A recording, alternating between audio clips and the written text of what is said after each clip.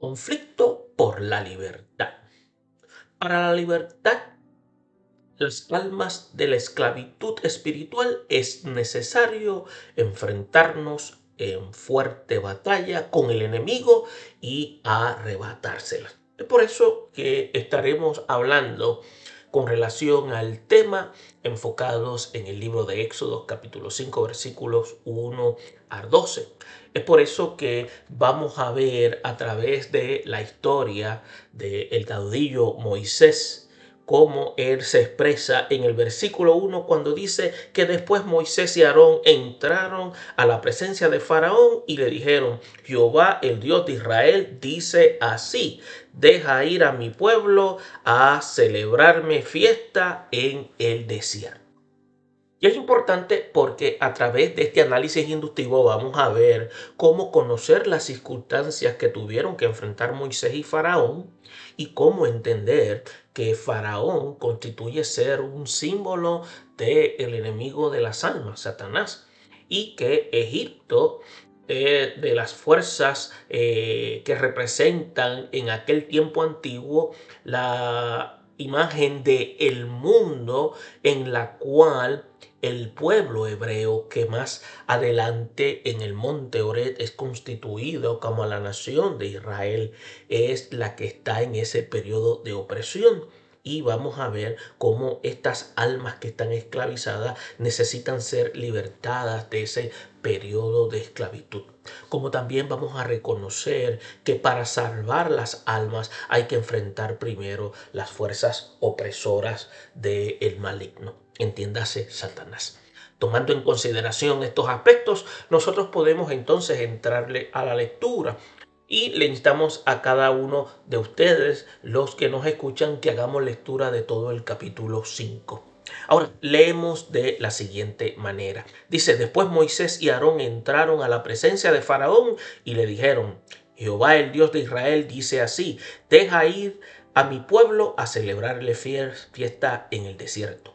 Y Faraón respondió: ¿quién es Jehová para que yo oiga su voz y deje ir a Israel? Yo no conozco a Jehová, ni tampoco dejaré ir a Israel. Y ellos dijeron: el Dios de los hebreos nos ha encontrado. Iremos pues ahora camino de 3 días por el desierto y ofreceremos sacrificio a Jehová nuestro Dios, para que no venga sobre nosotros con pestes o con espada. Entonces el rey de Egipto les dijo a Moisés y a Aarón: ¿por qué hacéis cesar al pueblo de su trabajo? Volved a vuestras tareas.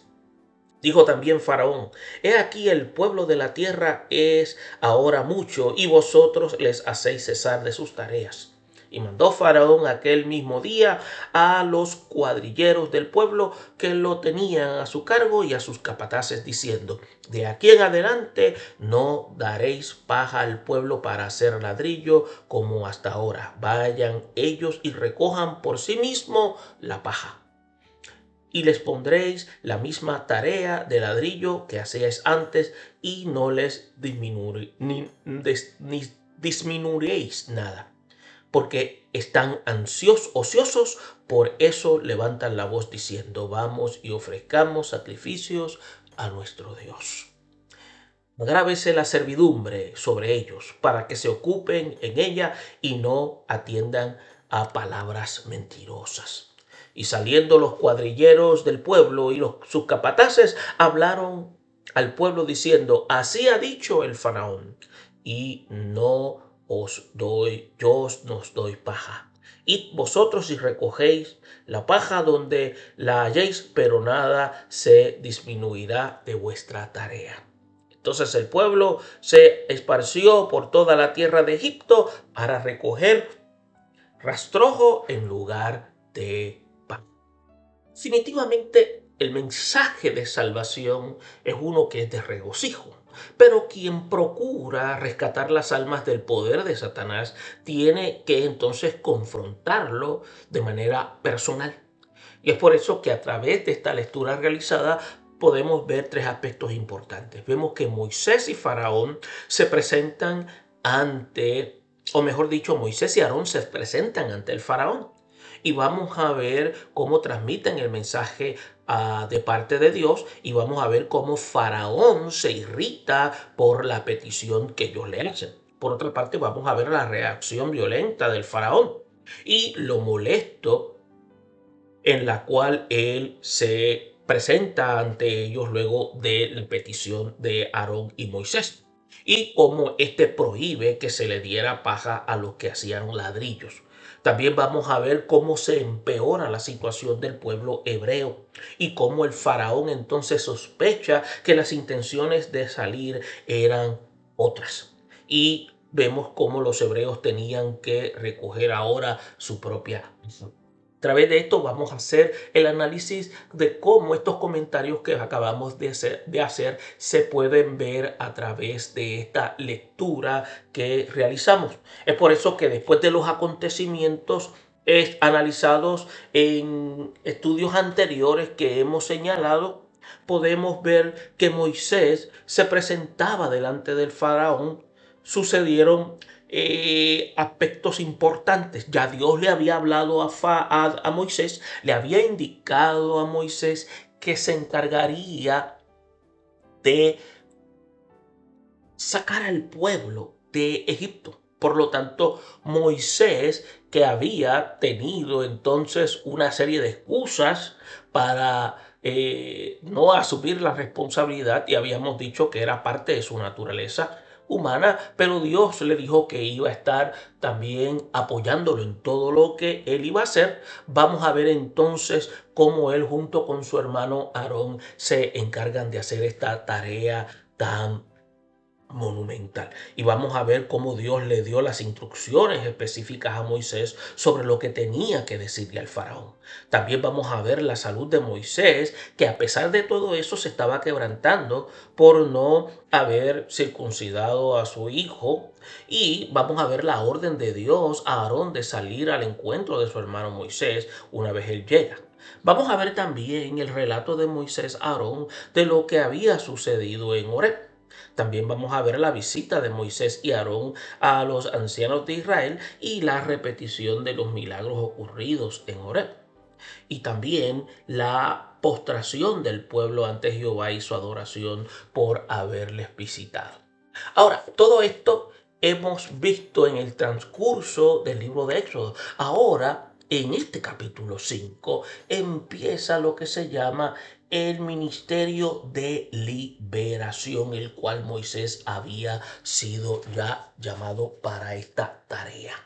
Por lo tanto, él no se imaginaba todas las cosas que iban a ocurrir en los siguientes 40 años de su vida.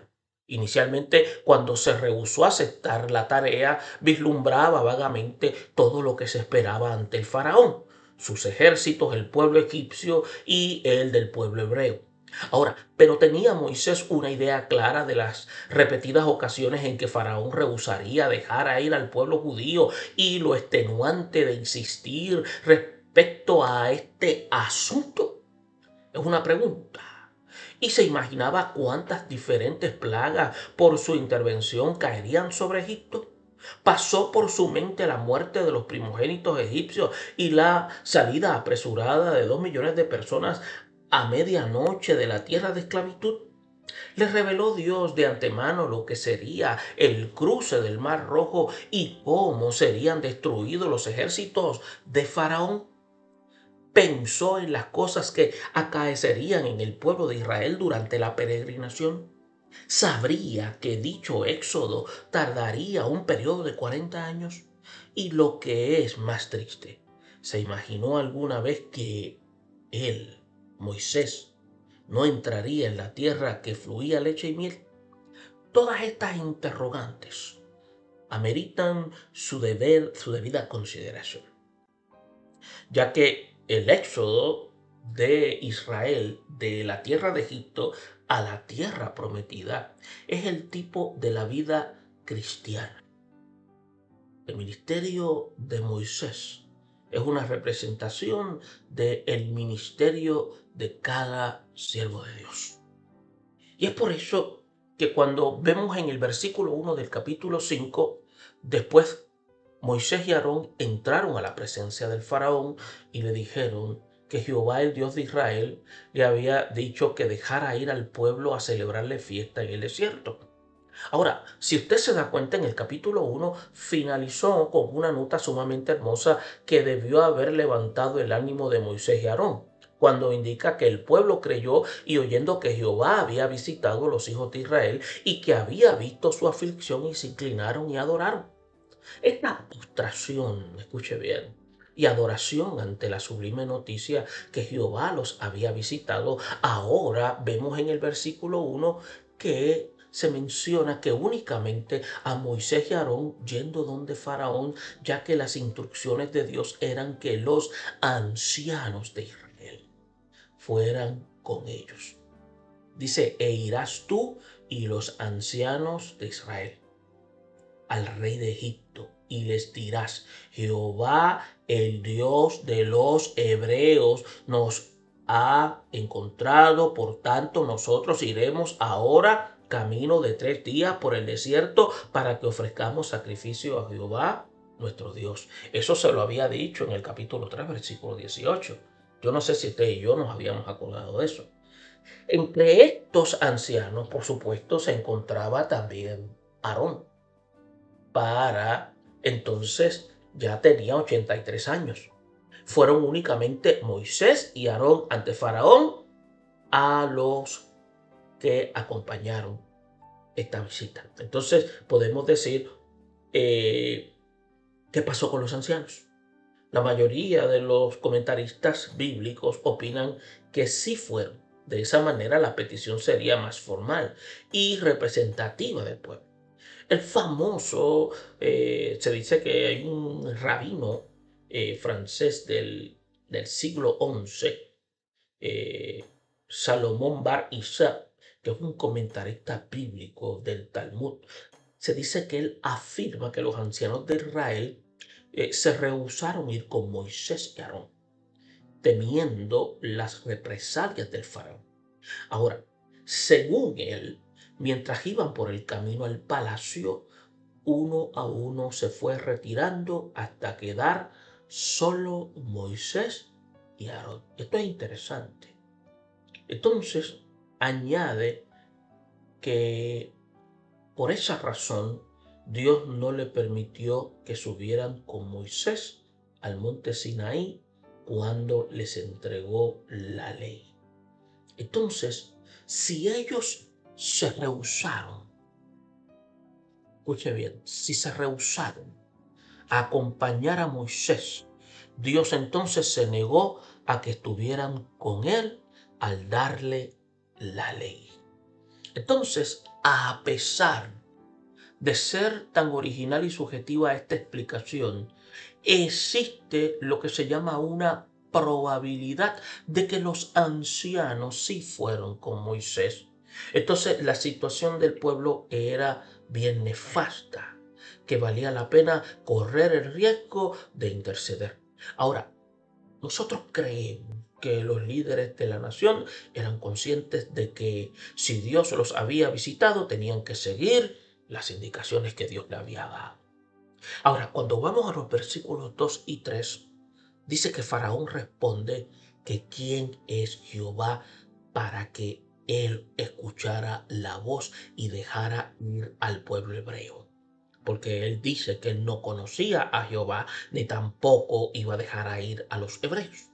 Entonces, para poder comprender bien la respuesta del faraón, uno entonces tiene que recordar que en ese entonces, como en muchos lugares paganos, cada nación, cada tribu tenía sus propias deidades con las cuales se sentía comprometido. El politeísmo, que tiene una cantidad y una variedad de dioses que prevalecía en Egipto, era tan extenso que había uno para casi todas las circunstancias y condiciones de la vida.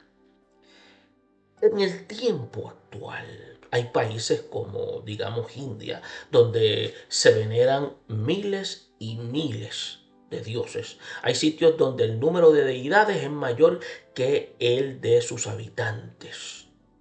En el caso del faraón, Él se sentía obligado con los dioses de Egipto, aquellos que eran reconocidos por los sacerdotes oficiales de la nación y a quienes se rendía culto por ser los supuestos protectores del pueblo. Pero la pregunta es, ¿quién era Jehová? ¿Se le conocía en Egipto? ¿Lo tenían incluido en los líderes religiosos de la nación en la lista de los dioses a los cuales habían que rendirle culto? La respuesta es no. Si Faraón hubiera oído de él, lo habría reducido a una tribal y pequeña deidad. Por lo tanto, el desconocimiento de Jehová anulaba el temor y la obediencia que se le debía tener a sus órdenes.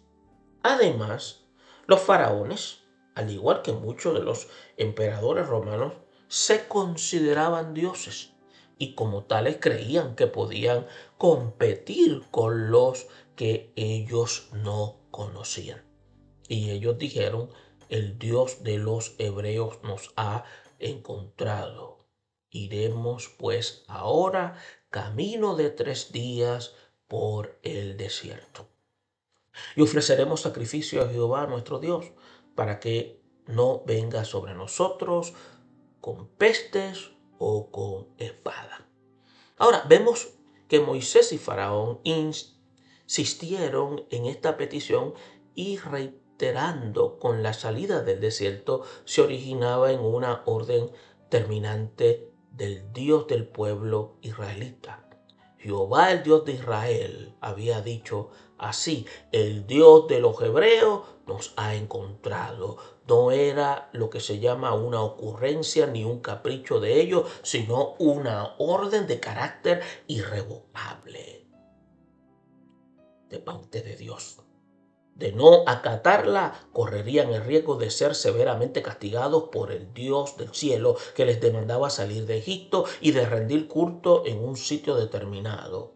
Otra cosa, no era prudente ofrecer sacrificios a Jehová en Egipto, porque los animales que sacrificarían eran considerados sagrados en dicho país y lógicamente surgiría un levantamiento contra el pueblo judío. Cuando vemos el versículo 4 y 5, vemos que entonces el rey de Egipto les había indicado a Moisés y a Aarón: ¿por qué habéis de cesar al pueblo de su trabajo? Volved a vuestras tareas.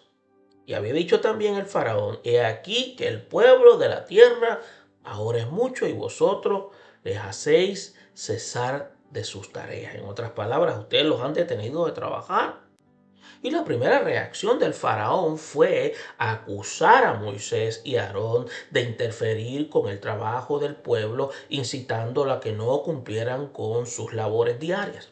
Por eso es que se estima que la mano de obra judía, por lo menos de 500,000 de hombres, ya que los varones que salieron de Egipto eran más de 600,000, según el capítulo 12 de Éxodo, versículo 37. Y esto ha sido en la historia una de las fuerzas laborales étnicas más numerosas que se haya realizado en trabajos forzados en el mismo país. Ahora, los judíos sencillamente eran esclavos que recibían un trato despreciable, un trato injusto, y de lo poco que recibían como pago tenían que pagar elevados impuestos. La indignación de Faraón fue la actitud típica de todo déspota que posee poder. No hay peor ingrediente que genere el despotismo que el cúmulo de autoridad. Una persona puede ser más rica, educada e inteligente del mundo, sin embargo mantenerse humilde y servicial. Pero toda persona con delirios de grandeza que logre tener poder, por lo general será déspota, injusta, intratable. Así lo fueron los faraones de Egipto, los reyes de Asiria, de Babilonia, Alejandro el Grande, los Césares de Roma y Napoleón. La mayoría de ellos no solamente llevaron a sus países a la ruina, sino que causaron la muerte de millones de personas a niveles nacionales e internacionales. En el tiempo de la era moderna, Hitler fue un causante de la muerte de 60 millones de personas en la Segunda Guerra Mundial. Stalin eliminó a 20 millones de conciudadanos. Lo mismo con Mao Zedong. Saddam Hussein propinó la masacre de miles y miles de sus compatriotas kuwaitíes e iraníes. El poder mal administrado enferma cualquier entorno, sea este civil, gubernamental o religioso. Dios guarde a los líderes de las iglesias de este satánico flagelo. Y volviendo al caso de Faraón, estaba tan acostumbrado al trabajo servil del 500.000 de judíos que no concebía la idea de que sus abusos inhumanos era una diabólica injusticia. Es por eso que cuando usted y yo observamos el versículo 6 y 8, donde dice, y mandó el faraón aquel mismo día a los cuadrilleros del pueblo que lo tenían a su cargo y a sus capataces, diciendo, de aquí en adelante no daréis paja al pueblo para hacer ladrillo como hasta ahora. Y dice, vayan ellos y recojan por sí mismos la paja. Y le impondré la misma tarea de ladrillos que hacían antes y no les disminuiréis nada porque están ociosos, por eso levantan la voz diciendo, vamos y ofrezcamos sacrificio a nuestro Dios. ¿Sabe? Los cuadrilleros, como se define, eran egipcios que supervisaban el trabajo de una forma inmisericordia. Los capataces eran judíos que recibían órdenes de los cuadrilleros y el capataz era prácticamente una especie de supervisor inmediato que estaba pendiente a la labor que hacía el que estaba haciendo el trabajo. Lamentablemente los métodos utilizados por los cuadrilleros era sanguinario, era exento de toda consideración y lástima. Más que superintendentes que debían supervisar la calidad del trabajo, eran verdugos que se especializaban en torturar a los indefensos ladrilleros. Y como si fuera poco, el trabajo era agotador y Faraón había ordenado que no se les diera paja, sino que ellos mismos la buscaran y además cumplieran con la producción que se les había exigido. Hay especialistas que indican e insisten en afirmar que la tarea de juntar paja, la cual era simple, prácticamente era un rastro del campo y se hacía más difícil que la de hacer ladrillos. Y los sufrimientos del pueblo hebreo bajo la tiranía abusiva del faraón y sus secuaces son lo que se llama un ejemplo claro y vivo de lo que es la obra satánica. Sus fuerzas infernales, el mundo irredento. Entonces, cada vez que se intenta ganar un alma para el reino de los cielos, librándola de las garras despiadadas de Satanás, se incrementan lo que se llaman los problemas en desdicha en la persona. Ahora, ¿por qué dicen algunos que se convierten al Evangelio desde que procuran servir al Señor y dejar el mundo? ¿Se han aumentado los problemas? Muchos enfrentan conflictos que nunca antes habían tenido en el hogar, trabajo, escuela, negocios, etc. Estas prácticamente constituyen ser lo que muchos llaman estrategias satánicas para mantener esclavizadas a esas personas. El Señor se refirió a la conversión como una experiencia de liberación. Es por eso que si el Hijo os libertare, seréis verdaderamente libres. Idea con la cual concordó el apóstol Pablo cuando lo expresó en sus cartas. Es por eso que cuando vemos esta declaración, hay poder en la obra redentora de Cristo cuando aquellos que reconocen el mensaje de salvación.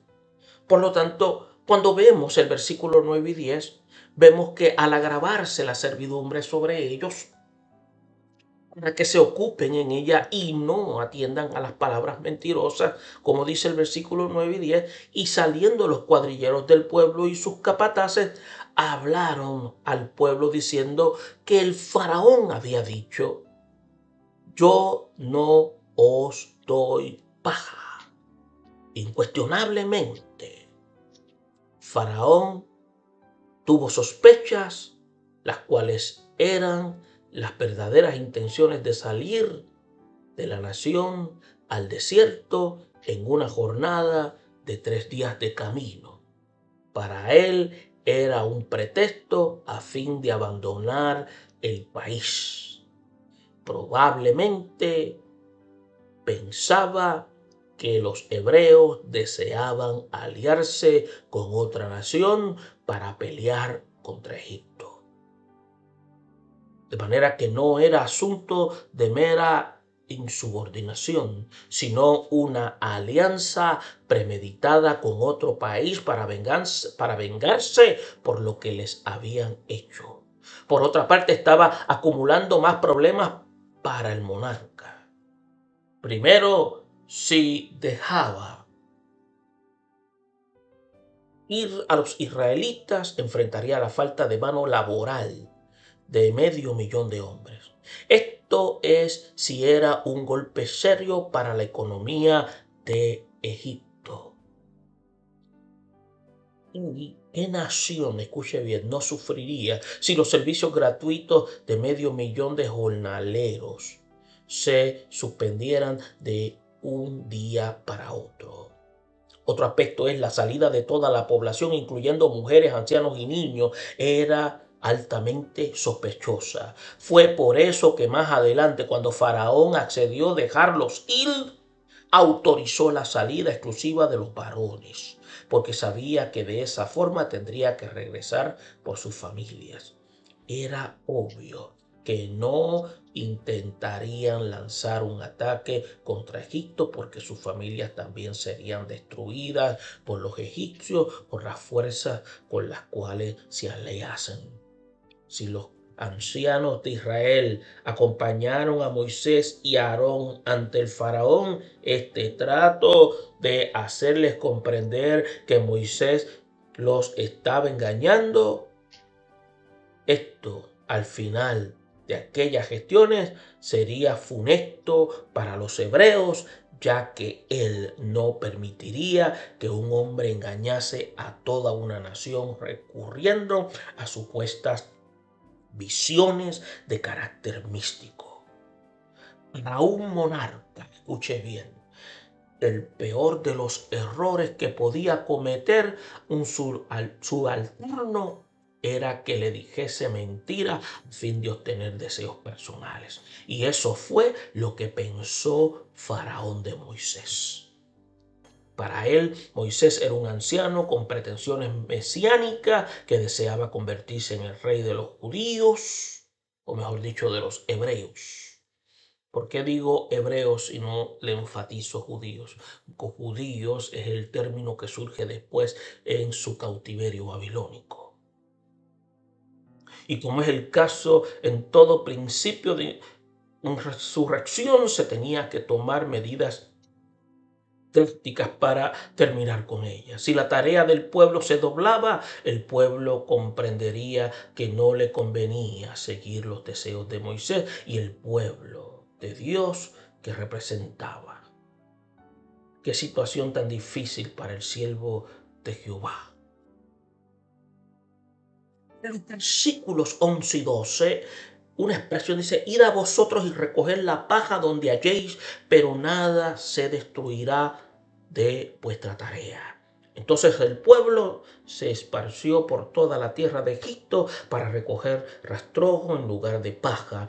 Una de las tácticas, escuche bien, de toda fuerza opresora es castigar con extrema severidad la resistencia de los oprimidos. Por ejemplo, cuando Alemania invadió a Francia en la Segunda Guerra Mundial, los generales invasores amenazaron a la resistencia con arrasar hasta el suelo de toda una amenaza de París por toda el área. Por eso que cada soldado alemán que fuera muerto en ella, se dice que Mussolini ordenó matar 10 civiles árabes por cada soldado italiano que fuera muerto en el norte de África. El caso es que cuando se abusa del poder que se tiene, no se recurre al diálogo ni a la negación, sino a la violencia extrema. Por eso es que en nuestros días, en ciertos sectores de la América Latina, o también en lo que se conoce en Hispanoamérica, el derramamiento de sangre es tan común. La vida humana sencillamente no tiene ningún valor. Ahora preguntamos, ¿y qué decir de los actos terroristas que azotan de manera inmisericordia tantos sitios del mundo, provocando el pánico y la incertidumbre? Ahora, cuando volvemos al caso de los hebreos en Egipto, el problema no era únicamente que las tareas de ellos habían sido duplicadas, sino que independientemente de sus buenas intenciones de cumplir con dichos trabajos, si no lo hacían, eran azotados de manera vil. Pero vamos a ver algo. Definitivamente el faraón deseaba maltratar al máximo al pueblo de Dios a fin de someterlos de manera incondicional. Y muchos morirían. Entonces no era significativo ya que sabía que el número de esclavos era considerablemente grande. La magnitud del trabajo era tal que el pueblo se esparció por toda la tierra de Egipto para recoger rastrojo en lugar de paz.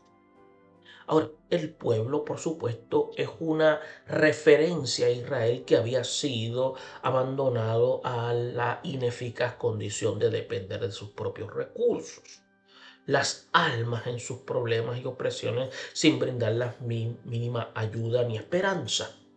Ahora, nadie tenga el atrevimiento de decir que el mundo pecador le ha ido bien y que Satanás ha sido un buen patrón. Cristo dijo del diablo que él es un ladrón y que su misión es hurtar, matar y destruir. Pero en contraposición esto tenemos las palabras de esperanza que dijo Jesús. Pero yo he venido para que tengan vida y para que tengan vida en abundancia. Cuando analizamos lo que hemos presentado del capítulo 5 del 1 al 12, vemos la salida del pueblo hebreo de Egipto, el proceso de esta salida y su proceso de peregrinación por el desierto hasta la tierra prometida.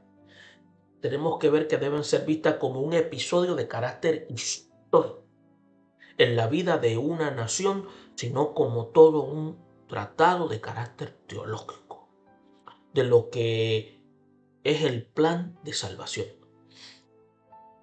Especialistas bíblicos lo consideran el éxodo del pueblo de Israel de Egipto hacia Canaán, tan cargado de temas teológicos que insisten que todo creyente debe comprender bien lo que significa para entender mejor lo que es el plan de salvación y la vida cristiana.